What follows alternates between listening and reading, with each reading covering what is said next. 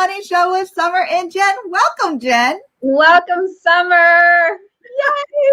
It's so nice to have you. Happy Thursday, and happy Thursday to all of you out there. If you have not been to the Life, Love, and Money Show with Summer and Jen, this is where we get sassy, wacky, and we answer all your life, love, and money questions every Thursday. So we start out at 11 a.m. Pacific time on Instagram, which is also 2 p.m. Eastern time. And then we hop on over here at 11:45 a.m. Pacific time on Facebook, Twitter, YouTube, on multiple channels, and which is also 2:45 p.m. Eastern time. So if you forget to join us ever, though, we are on YouTube. So right now, go to YouTube, the Life, Love, and Money Show. But remember to come back here and go to our YouTube page and subscribe.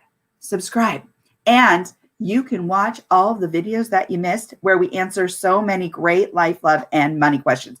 Also, if you have a life, love, and money question you want to submit, DM us your questions on the Life, Love, and Money page on Facebook or on Twitter, and we'll be happy to answer them. Right, Jen? Absolutely, yes. Woohoo! Thank you for being here. If you are watching this live, thank you for being here. If you and drop a comment below, share this, and if you're catching the replay, type in the comment #replay.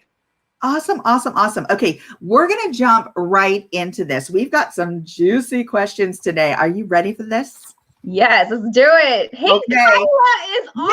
Hey, Kyla from Clubhouse. We're on Clubhouse too, by the way, Wednesday evenings at 5 p.m. Yes. Pacific, 8 p.m. Eastern. Yes, and we love it. We get to have some really candid, open conversations on Clubhouse. They're awesome. And did we have a fun talk last night. Yes. Thank God it wasn't recorded. What did I do? I am Dr. Summer Watson now. You gonna switch us back? I think I tapped my. All right, Here we go. All right. So the first question here, folks, is you ready for this one? Yeah, let's do it. Okay.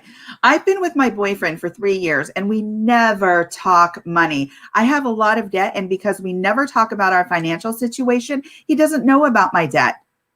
Should I tell him now or wait until we start planning for our future? Yeah, I think you should wait 5 more years.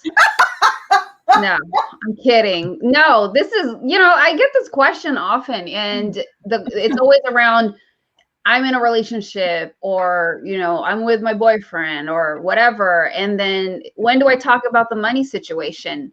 Like, if you've been together for 3 years, like, this conversation should have been, it should have taken place about 2.5 years ago. And here's the thing, when you're in a relationship, when it's not, you're just hanging out, oh, we're just kicking it. You're past that. You know that you're hanging out because you are really trying to build something real. You know that you are getting serious. You know that you're spending a lot of time together. You're working towards something. And there's other people who have this philosophy like, well, I'm dating to get married. And even more so, if you know that you're dating for the intent to get married, then you already know it's serious. So why does it even get to the point where so much time has passed? Because then when are you going to do it? So, your situation could vary depending on who you're with, what you're doing, what your intent is. That's the thing. Do you even know what the intent of the relationship is? Is it so that you can just have somebody to hang out with? Or is it that you are working towards, I want to get married eventually? So depending on what it is, it really kind of doesn't matter. Well, no, I shouldn't say that. Depending on the seriousness of it. Because there's going to be some people that I just want to hang out. We're not serious. I'm not committed.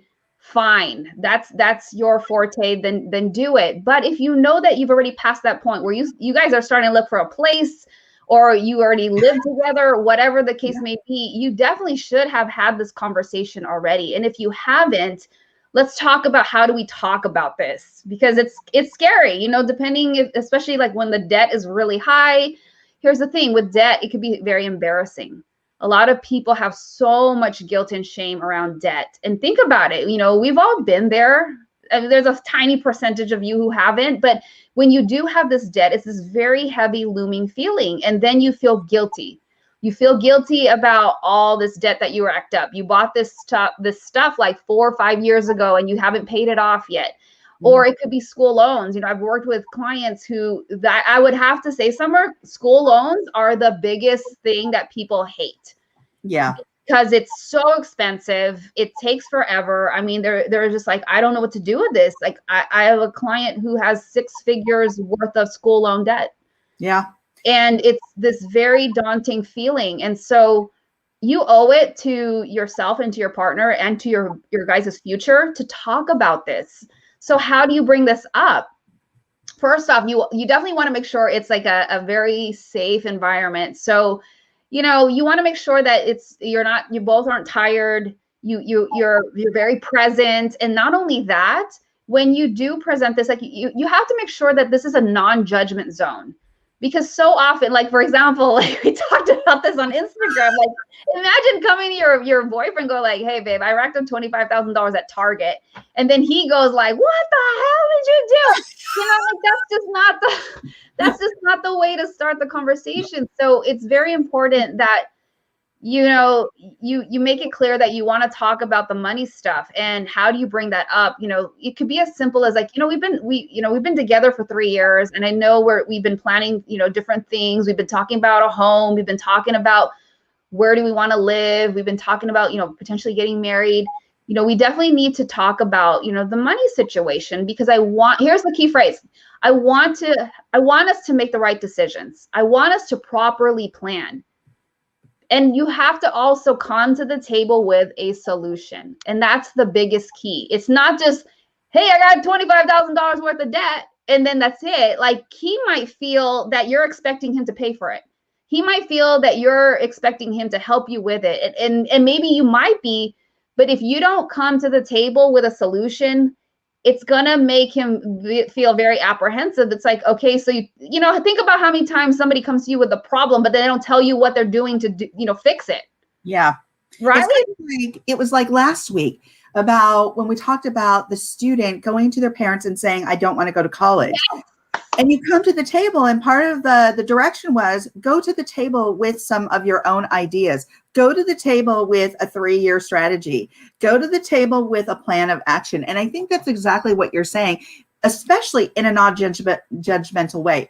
Here's the thing too, Jen, money has a lot of emotion wrapped around it. Yes. And I know that's a subject for another day. And it really is a subject for another day, because we can go deep into why people feel the way they feel about money, why they spend the way they spend their money, what was modeled for them as they grew up, what their money DNA looks like. There's so much we could talk about here, but I'm going to let you get back to it because you're great, giving so many great tips. Oh, thank you. But no, I always value what you have to, your input, because it always adds to this. So thank you. And, you know, so we were talking about coming to the table with a solution, because if you're just coming to the conversation and just simply saying like, well, yeah, you know what, I have 50,000 in retail store credit debt, and then I have, you know, 75,000 in school loans. I just wanted to tell you. And he's just going to look at you like, and yeah, like, what is your plan? You know, you have to have a plan in place. That, so I sat down and I figured out how I'm going to get rid of this. Whether, you know, if you go back to our YouTube page, you can catch some of the earlier episodes. We talked about the snowball method, the avalanche method, different ways to get rid of credit card debt and loans and things like that.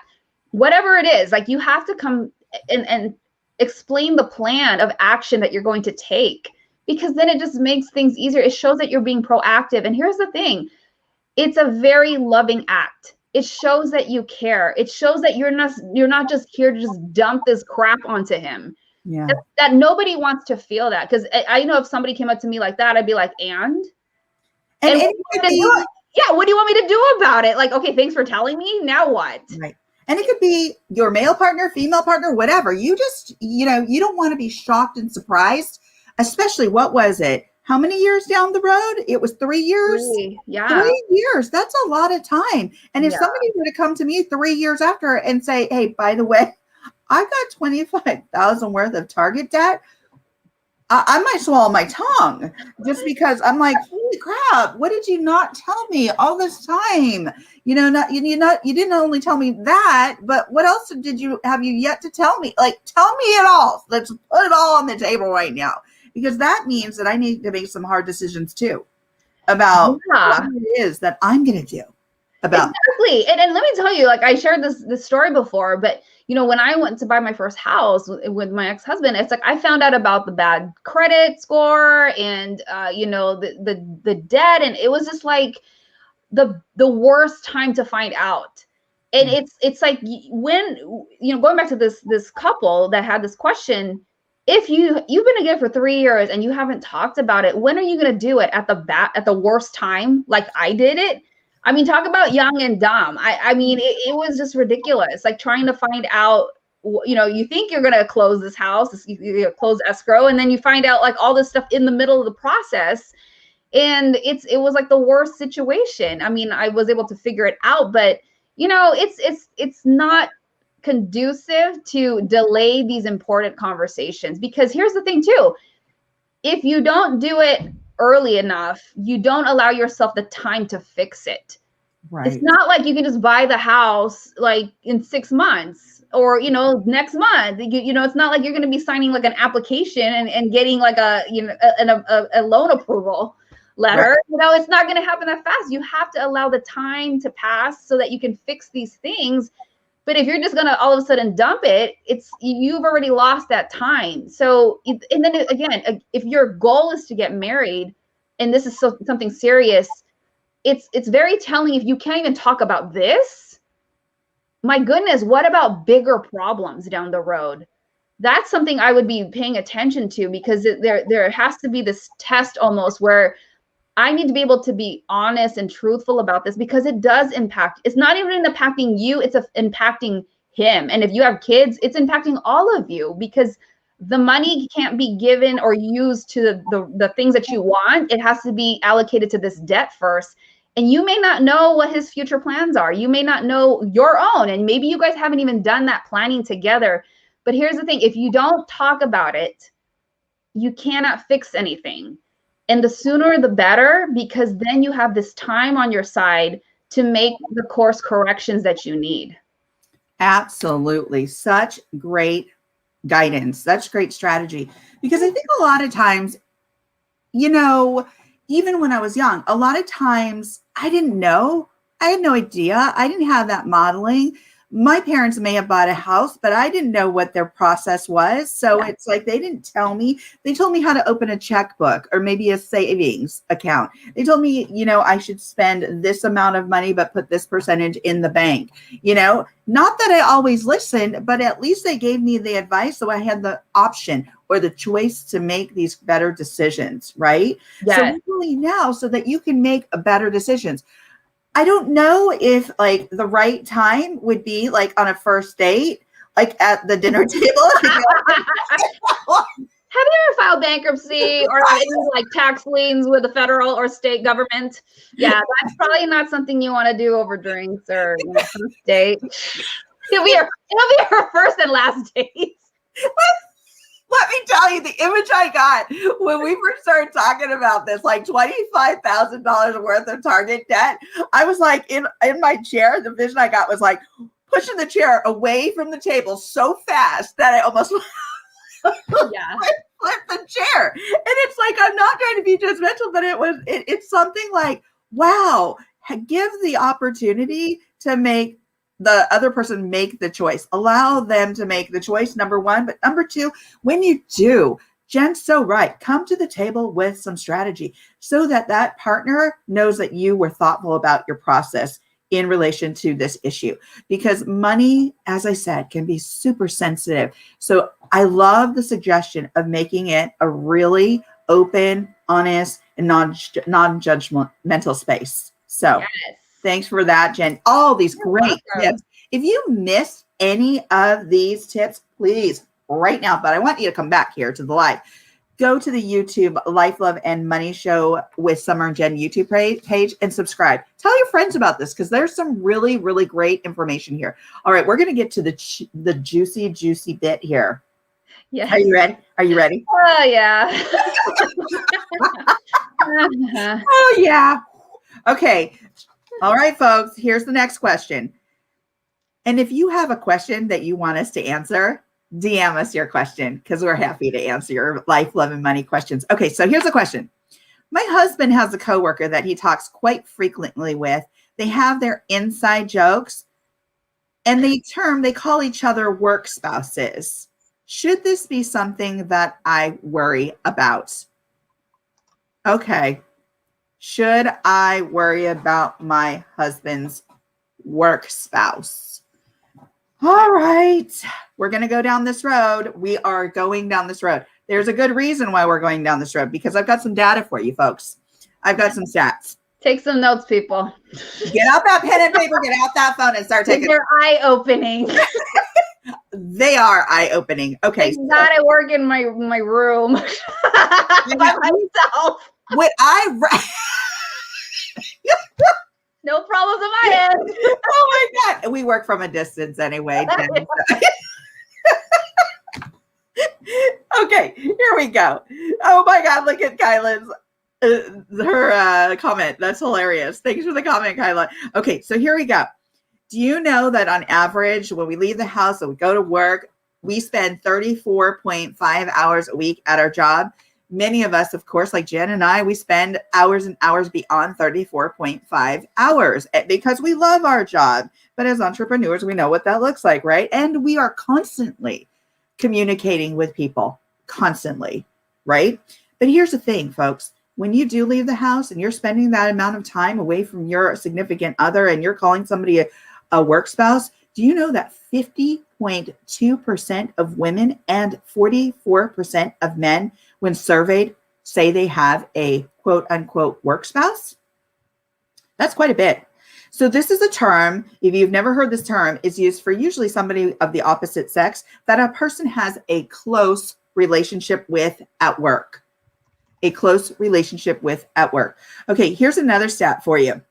Do you know that 84.4%, when surveyed, of men were attracted to their work spouse? 84.4%. And 61.9% of women were attracted to their work spouse. So I pose this question to you. Do you think you are going down a slippery slope when you term that person that you work with a work spouse?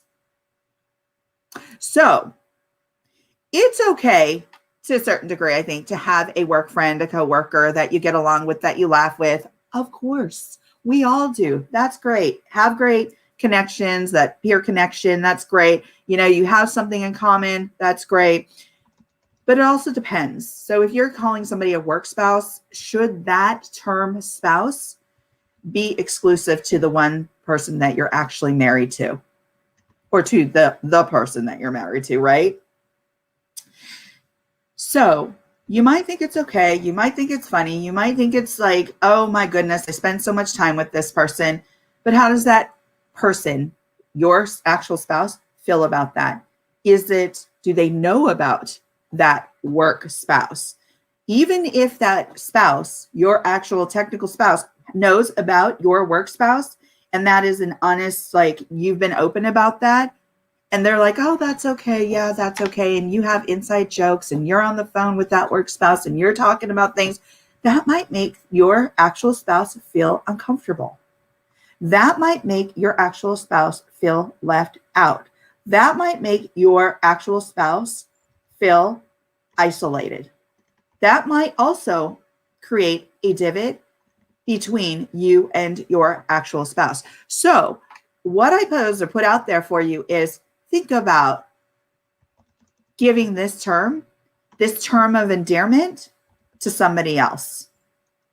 Because those are strong words. That's making somebody feel really special.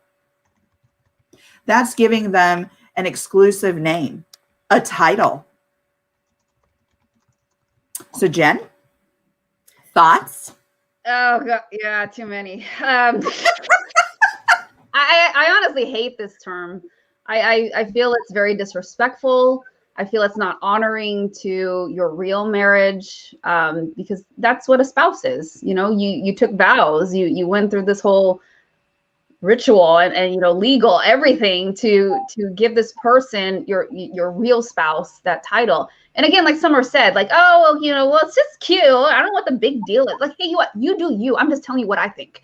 So it's like I hate it, because if I'm trying to put myself in the situation where if I found out, like my husband, which I'm not married right now, and if I found out that what'd you say? I didn't say. Yes. By the way, I'm not married right now. I'm not married right now. But if I had a husband and I found out, and this is another segue. How did I find out? Did I find out from somebody else? That's even worse. Yes, that's what I said. If it's a secret, that is even worse. Yeah. And here's the thing. I didn't add a stat in here. There is a stat where many men have hidden or have minimized the relationship, like have said, oh, no, we're just friends, or we're just coworkers. But here's the thing. You're spending lots of hours. You have a common interest. You have inside jokes. So if it's secret, that kind of escalates the situation a bit. Oh, yeah. You gotta ask yourself, why is it a secret? Because you know you're hiding some shady-ish. So there you go. It's like the fact that you are making a secret because you know your spouse wouldn't like it.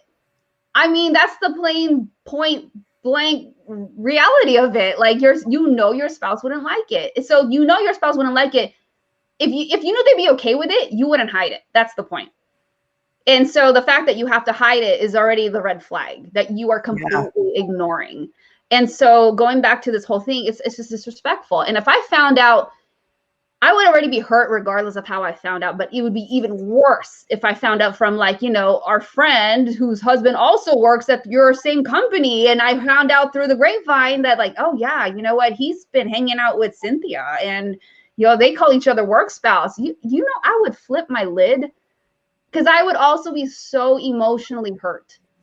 And I think that's where this derives, is it may hurt somebody else's feelings. It may actually be hurtful to your spouse, the one who actually has the title spouse or significant other or whatever you call that person, or that term of endearment, because it really is a term of endearment. It is a title that is given out of, you know, there's so much surrounded by that title. However, if you're single and you do your thing, and we're not saying that you can't use that term, of course not. That is up to you. But when you do, think about where you're going with that. Think about what you might have just stepped into, because it is a term of endearment. And again, like Jen said, if your spouse gets wind of it because you haven't told your spouse, oh, by the way, I have a work spouse, and she gets wind of it, it's like, that's going to be really hurtful potentially. Oh yeah. And just check this out. What would this sound like? Oh, you know, I have a work spouse and we get drinks after work and we go to lunches all the time and we catch dinners, you know, when we have to work really late. Like, oh yeah, that sounds okay. Or what about when your husband travels a lot constantly, right? He's gone a lot, has this work spouse, travels with that spouse. That means more time together, more A, B, and C, more dinners, more drinks, more. And here's the thing. You don't know if something's going to accidentally happen. You just get into something and all of a sudden it leads to something else. It leads to something else. Here you are going down that slippery slope and boom, shakalaka, you know, it may not be a slope that you want to go down. So... Oh gosh, yeah.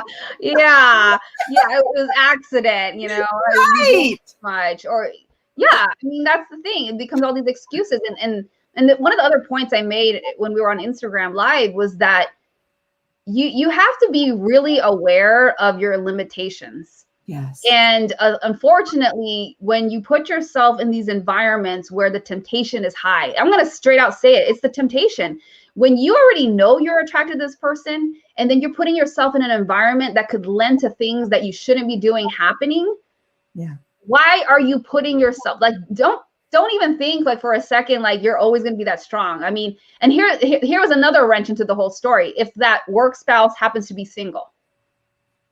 There you go. Exactly. They- You're Yeah, not. that's a different dynamic too. They don't have a spouse to worry about. They're not worried about, they might not be worried about yours. Apparently they're not. Right. Exactly. And really, why do they have to be? Right. Because They they're don't. looking out for their own interests, so to speak. And here's the thing, and I really go back to this. That emotional connection that you're creating can become so strong. And when it starts to seep into that work relationship, starts to seep into your personal relationship, your emotions, your connection, and creating that connection, that can become really strong. Sometimes that's almost worse than that physical thing that happens. So it's like the emotional connection is significant, and it's something to think about, and it's something to be aware of. And remember, if you already are aware of this, then are you going to want to take that step down that path? Yeah. These are the questions you got to get real about, because your spouse might be like, oh, he's totally okay with it, or she's totally okay with it. But what if they're really not? And they don't want to be overwhelming, or to they don't want to direct you all the time in a certain way, or be because again, they don't want to be saying all this A, B, and C. You shouldn't. But yet it is also incumbent upon you to take into consideration their feelings. And yes, if the spouse gets wind of it and you don't feel comfortable, talk to your spouse about it. Communicate your feelings about, how you feel about that term, and, giving that term to somebody else, because it's important to communicate your feelings. Yeah, this is such a great point. I'm thinking about the part where you said, oh, well, she acts like she's fine. No, let me tell you, that's a front. It's kind of like when you ask women, what's wrong? They go, oh, nothing. No, there's something. There is something. Do not ignore that. It's something, because again, like she said, Summer said, sometimes we don't want to feel like, oh, I don't want to be nagging. There also could be this thing in the back of our minds thinking, if I nag about this, I might push him closer to her. Right. So we tend to not say anything. But by the same token, I'm not going to put all the blame on him. But be aware. If you're the one that has this work spouse, be aware of the feelings that your partner is going through. They may not be saying it, but pay attention to their actions and how their energy is around you. And then if you are the spouse who's having to witness your partner having this work spouse, speak up. Men do not just automatically know what you're thinking. True. Don't say things like, oh, he should know. No, he doesn't know. You have to say something. Men need it point blank, simple, and direct. You have to say something and pull him aside and say, you know what? I really feel uncomfortable about so-and-so at work. I know you joke around that you guys are work spouses, but I feel so disrespected, or I feel really hurt because I see you guys having these inside jokes and you share a lot of things, and I feel so left out. Because what's happening here is that your partner is creating this intimacy, and then it's not just about sex. It's not about physical sex. Emotional affairs are so much more dangerous because they're deeper and they're more connected. And so when you witness something like this happening, there's a friendship, there's jokes, those are intimate moments that they're having that you are witnessing is not happening with you. And that's why it hurts. But you have to express how it's making you really feel. Don't just brush it off like, no, I'm cool with it. Stop that. Stop that pride and ego, because he will continue to think that there's nothing wrong. And you're going to continue to feel like you're so hurt and disrespected. And then sometimes in many situations, it becomes too late. So do something about it by speaking up. I love those words of wisdom, because you absolutely want to take the opportunity to communicate with your partner. Because if you see that there's a divide becoming wider and wider in your relationship, hey, it's time to say something.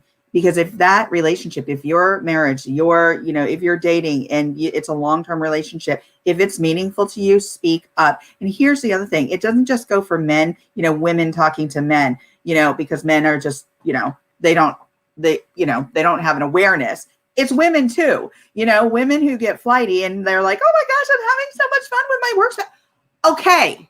We get it, we get it. And men get that way too, but in their own way. And it's like, let me tell you, you gotta speak up. You gotta start communicating.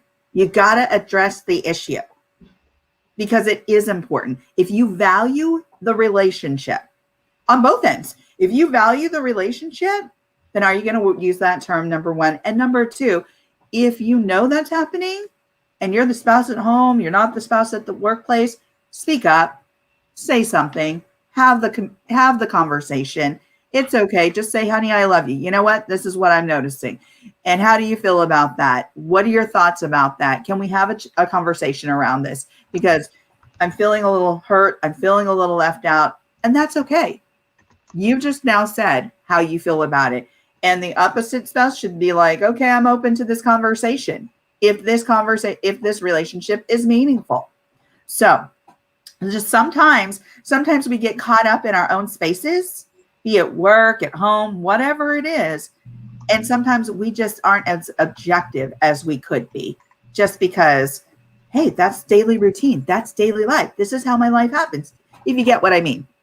Yes. And sometimes we get caught up in that we can't even see outside of that. So sometimes it does take somebody to say, hey, listen, like your spouse, hey, listen, I'm noticing this is happening. You did give her this title or him this title, and I just feel really uncomfortable about it. Oh, you just made me think of something too. If you have a friend, a coworker that's even telling you, hey, I noticed you've been spending a lot of time with so-and-so.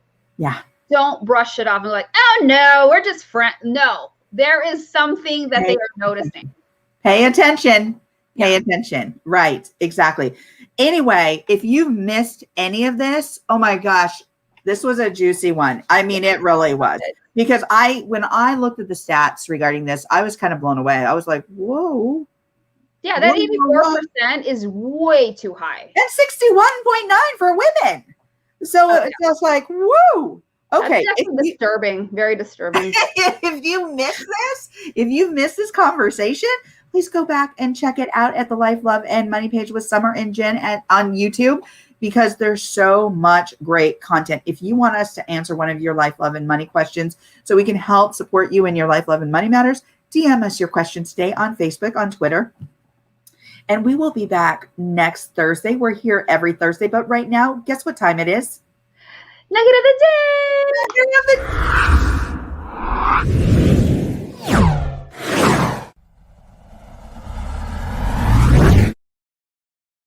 Yay. Hey, I'm going to let you go first. Early. I love that. Yeah, my nugget of the day is, everyone, it is Galentine's Day on Saturday, which is, celebrating. If you don't celebrate Valentine's, it's, with friends and whatnot, because, there is a group, we should do a question on that. There's a group of people who hate Valentine's Day. And then, right? Yeah. My husband's like, that's a Hallmark holiday. And I'm like, that's okay.